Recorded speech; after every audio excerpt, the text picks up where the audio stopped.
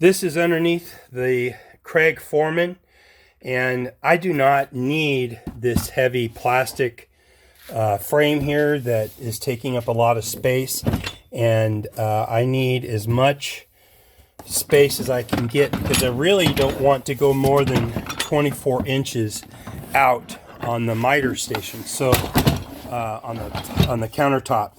So if I can remove the air and the electrical off the back of this, get rid of this blue housing here, plastic housing, and build this into the miter station where it fits right up onto this work surface, but be a drawer so that when this is locked in its lockdown position, but it goes way up. So when I'm doing miter, I'll miter sawing, I'll have my fence that goes across this. This will be set down at the table height, and then it'll be hinged or where I can pull it out, and then I'll make a box that as I make the carcass, because I'm going to have drawers here, so I'll have a cabinetry carcass here, small one, but 4-inch drawers.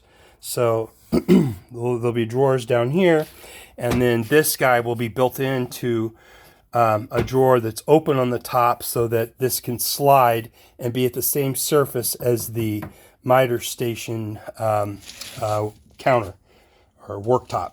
And if I remove this housing and create my own, I can do a better job of dust collection. I can move the electrical so I don't have to access the back of it. And then when I need to miter, I'll pull out the fence that's for the miter. I'm sorry, when I need to use the Foreman, I can disconnect the fence that goes across, that'll be going across here for the miter, and then slide this forward, and then I can use it for pocket holing any cabinetry that I need. And then when I'm done with that, I will slide it back and have full access to the miter saw. And then the drill press, I'm also planning on mounting it below here with an oval shape cutout where the drill press, the small one, the bench top, can be, I'm going to make it motorized where it will adjust to the height I want, and then slide it out so that it's in the miter station area, and I can drill, so I can make some holes for doweling or whatever. I'll have it right there for working on a big, as I make tables, I can work on the legs or whatever right from here.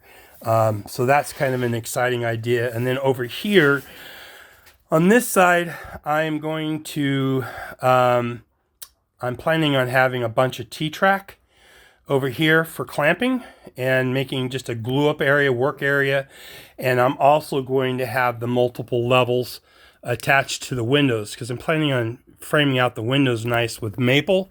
So I've got an idea for an adjustable stand that I put pipes in for holding materials and holding work surfaces.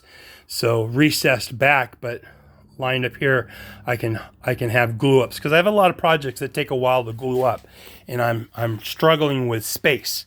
So all of this is going to go away. I'm going to put that in storage cabinets, and yeah, and I've got some other really cool ideas that I think you'll like.